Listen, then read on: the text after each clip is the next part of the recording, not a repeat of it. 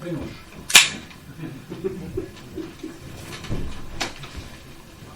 Samo prejde, da so sem Ajgula replicirala ali... Ne, po Primožu. Jaz bom govoril o rasizmu, ne vem, če zelo teoretsko, mislim, bo teoretsko informirano, ne bo pa sam prispeval dvomem, da bo teoretski zdaj to, s čimer bi rad začel, je verjetno tukaj že precej očitno in smo tudi že danes slišali, sprav, recimo moja prva izhodična točka je bila, da rasizem je stvar države. To smo že slišali tako posredno, recimo skozi te zgodovinsko-politične analize, kot konkretno v poročilih s terena, se pravi, ko pride nekdo kot aktivist na mejo, tisto naravno leti niso predsodki, ni recimo neka kolektivna psihologija, ampak je organizirano politično, represivno, pravno delovanje države oziroma njenih institucij, ne samo policija, ampak recimo tudi kot od nevladnih podaljškov do nazaj, recimo pravnih, sodnih, medicinskih in drugih strokovnih institucij. To je mogoče začetek, produktiven začetek razmišljanja o rasizmu in hkrati to je tudi prva izkušnja s terena prihoda na mejo. Se pravi, da rasizem je stvar države, je nekaj, kar izvaja država. In tudi ni, recimo, mogoče, če s tem nadaljujem, tudi ni ideologija o tem, saj ta rasizem, ki je stvar države, tudi ni ideologija, saj ne v tem klasičnem ali pa tradicionalnem marksističnem pomenu, kot nekaj, kar bi prišlo po delovanju oblasti, recimo in jo prekrivalo, zakrivalo, retroaktivno legitimiralo, se pravi diskurzi, ki so udeleženi v državnem rasizmu, v delovanju rasizma kot stvari države, so neposredno tam, ne pridejo kasneje kot recimo neko prekrivalo ali pa mistifikacija. To so te pravniški, politični, medicinski, sodno-izvedenski in drugi strokovni diskurzi v svoji praksi, se pravi, ne pridejo kasneje. To so diskurzi, skozi katere poteka sama praktično konkretno izvajanje državne oblasti na mejah v trenutku, ko je država v situaciji tega, kar se v medijih imenuje begunska kriza, se pravi, ko je v poziciji, ko mora izbirati, se pravi, nekateri ljudje gredo lahko naprej, nekateri morajo ostati zunaj, tisti, ki gredo lahko naprej, nekateri bodo dobili vsaj minimalne pravice, nekateri bodo ostali popolnoma brez vseh pravic. Se pravi, to so dejanja, recimo politična, oblastna, policijska dejanja, ki ne zahtevajo, lahko vključujem, ampak ne zahtevajo rasizma v tem vsakdanjem pomenu. Se pravi, policaji so lahko psihološko, intimno rasisti, lahko pa tudi niso. Se pravi, izvajajo rasizem zato, ker so policaji in policaji ne postanejo nujno zato, ker bi bili intimno ali pa psihološko rasisti. To bi bila mogoče prva točka ali pa prvi poudarek. Ampak poleg tega pač vemo iz spremljanja medijev, interneta, Facebooka, predvsem komentarjev na internetu, da tudi obstaja še en drugi rasizem, ki mogoče bliže temu, kar bi lahko imenovali ideologijo v klasičnem pomenu, ki je povezan tudi z individualno in množično psihologijo, predsodki in tako naprej. Zdaj, kar bi reč za začetek naredil samo ostro, mogoče zaradi razprave, mislim, da v praksi te dve stvari mogoče niso toliko ostro ločeni, ampak recimo čisto zaradi poudarka bi na začetku ostro ločil, se pravi državni, sistemski, institucionalni rasizem na eni strani in recimo psihološki intimni, ali tudi množično psihološki rasizem na drugi strani. Zdaj, kaj se mi zdi ključna razlika med obema, ali pa zakaj se mi zdi pomembno izpostavljati to razliko, Prvič zato, ker kot se včasih zdi, tem bom prišel, recimo, če beremo sploh te mnenjske izdelke v mediji, se zdi, kot da bi bil rasizem na ravni države, recimo, koga izvaja policija, pravne, politične in druge institucije, nekakšen agregiran psihološki rasizem stvar predsodka. Jaz mislim, kar je ključno za razumevanje tega, kar se imenuje begunska kriza, kot odziva posameznih držav in Evropske unije na njo, je to, da tukaj ne gre za predobstoječe identitete, ki bi prihajale, recimo rasne, etnične, verske, ki bi recimo se znašle na mejah Evrope ali pa njenih posameznih držav članic in potem bi se mi do teh, recimo mi, zdaj uporabljam mi na način, ki sem ga hotel v nadaljevanju kritizirati, potem bi se nekdo do teh ali državljani, tisti, ki gledajo medije, ali policija in drugi organi, do teh identitet opredelili ali na ravni predsodkov, sprav, imamo predsodke, imamo neke težave, smo primitivne, neizobraženi, teh identitet ne maramo in jih se vračamo, ali pa po drugi strani recimo jih človečno, humanitarno, odprto, pluralno, demokratično, liberalno sprejeli. Zdaj, mislim, kar je ključno, je to, da identiteta begunca ne obstaja pred državnim rasizmom, se pravi, tisto, kar iz določenega človeka, ne glede na to, kaj je etnično, versko, ali pa po kakršni drugi, recimo socialni, kulturni, religiozni določnici, tisto, kar naredi z njega, je ravno obravnava na meji. Se pravi, državni rasizem je tisti, ki producira raso, recimo, če to rečemo, in tukaj catch, ali pa to se mi zdi ključno za razumevanje državnega rasizma, in ta državni rasizem je diferenten do, recimo, emocionalno-psihološkega stanja v državi. Za druga stvar, zakaj se mi zdi to ločnico ali to razliko pomembno izpostaviti, da recimo, če vzamemo za nalaž karikiran hipotetičen primer, tudi če bi imeli, recimo, hipotetično državo, v kateri so vsi ljudje psihološki rasisti, recimo, imajo predsodke do določenih predobstoječih identitet, ampak nimajo državne moči, nimajo dostopa do represivnih aparatov ali pa organov države, bi se ta rasizem sicer izražal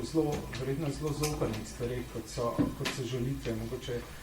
mogoče celo pretepi in sovražni komentarji na internetu, ampak mislim, da je ključna razlika med tem, ali ima nekdo, ne glede na svojo osebno psihologijo, politično prepričanje, ideologijo, moč nekoga strpati v taborišče, mu odrekati socialne in politične pravice na eni strani, ali preprosto sovraž drugačne ljudi, zato ker je primitiven, neumen, neizobražen. Na drugi strani mislim, da se te dve stvari ne prekrivata nujno in da je prva veliko bolj problematična. Recimo to bi bila moja druga točka. Sprav, recimo, če še enkrat poudarim, nekdo, ki je psihološki rasist, lahko recimo tej karikirani za nas poudarjeni razliki napiše neumno teorijo zarote na internet, potem pa lahko policist ne glede na to, intimno rasista, ne, dejansko recimo nekomu odredi, da bo ilegalen ali pa za nekoga zapre mejo. To je razlika, ki bi jo želel na začetku izpostaviti. Zdaj pa, kar me zanima, kar me zares zanima, ali o čemer želim danes govoriti, mislim, da so te stvari, ki sem jih zdaj povedal, več ali manj saj tukaj samoumevne. Zdaj, kar mene zanima, je specifičen diskurs, ki ga najdemo predvsem v mnenjskem poročanju, se pravi ne toliko v medijskem informiranju, ne toliko teh recimo empiričnih dejstvenih poročilih, ampak v komentarjih, uvodnikih, v teh recimo mnenjskih člankih, recimo tako v Delu, Dnevniku in Mladini, recimo nekaj, in verjetno tudi v drugih medijih, diskurs, ki bomo lahko rekli diskurs človečnosti, se pravi diskurs, ki po eni strani na začetku protokolarno registrira nekaj podobnega ali pa razglasi nekaj, kar imenuje begunska kriza in potem ponovadi v drugem koraku vzpostavi določeni mi, ki se more opredeliti do te begunske krize in potem se nadaljuje z moralnimi apeli tega mi moramo postati človečni, mi se moramo znebiti predsodkov, ne smemo biti ozki in zaprti, moramo biti demokratični, strpni, pluralni in odprti. In zaverjetno želite, zakaj sem poudaril na začetku to razliko med državnim in recimo individualnim psihološkim rasizmom. Se pravi, ta mi prvič, takoj, ko se aktivira, predpostavi, da je ves problem in v celoti aktivacije tega mi človečnosti, da obstajajo neki drugi, ki niso več begunci. Begunci, recimo, če opazljivo berete uvodnike o mladini ali pa recimo komentarje Roka Kajzerja o delo, begunci zginejo v drugem odstavku in potem je zelo malo besede o beguncih. Se pravi, tisti drugi, ki se vzpostavi v nasprotju s tem evociranim in s tem vzpostavljenim mi, so vedno primitivci, so neizobraženi, neuki, neumni, primitivni ljudje, ki imajo poleg tega še psihološke predsodke in so rasisti. Recimo zdaj na tej točki bom upeljal problem ali pa problem razreda ali pa razredno razsežnost, ampak mogoče na nek način, ki je sam minimalno izviren, da ne ponavljam samo tistega, kar je bilo že povedano. Zdaj, kar se tiče te razprave o rasizmu kot mogoče potencialno deformirani lažni zavesti proletariata, ki jo mogoče lahko transformiramo ali pa zavrnemo v progresivno smer, glede tega se moram izreči agnostično, pač ne vem, ama proletariat res to lažno zavest rasizma. Lahko rečem, da močno dvomam o tem. Mislim, da se rasizma prvič ne da neposredno izpeljati iz ekonomskega položaja nekoga in drugi čisto po sociološki intuiciji, da bi delal podrobne raziskave, bi rekel ali pa bi ugibal, da je mogoče celo tega psihološkega rasizma, ki izvira iz predsodkov, recimo zabitosti na umnosti, celo več v srednjem razredu, kot v tem klasičnem proletariatu ali pa postproletariatu. Recimo, zanimiva raziskava bi bila narediti ne ankete, ker v anketah se redko kdo eksplicitno izreče za rasista, ampak recimo nekoliko bolj intervjuje z nekoliko bolj zvitimi vprašanji in primerjati rezultate, ki jih dobimo recimo na ulici v Jesenicah ali pa v Slovenski akademiji znanosti in umetnosti. Jaz bi si upal, moj educated guess sociološki bi bil več rasizma našel v Slovenski akademiji znanosti in umetnosti ali pa na filozofski fakulteti, kot v Jesenicah ali pa v Velenju. Samo kar me zanima, ampak rečeno, pač nimam toliko podrobnih podatkov, to so vse ugibanja, ampak rečeno, kar me zanima, je diskurs, ki reče, obstajajo drugi in te drugi niso begunci. Tega diskursa begunci ne zanima, obstajajo neki drugi zabiti proletarci,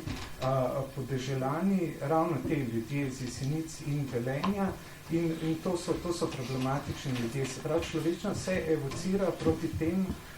recimo temu, spet polemično zaostreno, tem fantastičnim ruralcem, proletarcem, pač tem nižjim primitivnim ljudem. In tukaj se nadaljuje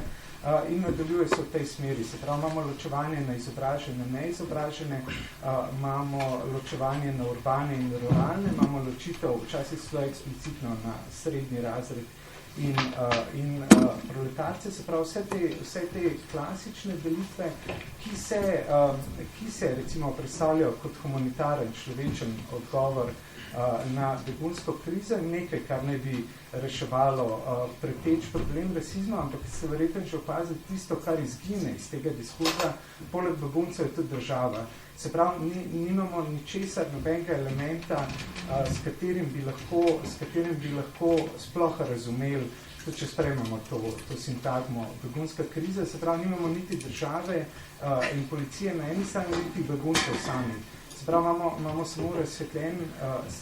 srednji razred, ki govori, da so proletarci ljudje iz podeželja, ljudje iz Jesenic in Velenja, da so prava nevarnost, da je nekaj treba narediti z njihovimi komentarji, z njihovo lažno zavestjo, z njihovo psihologijo in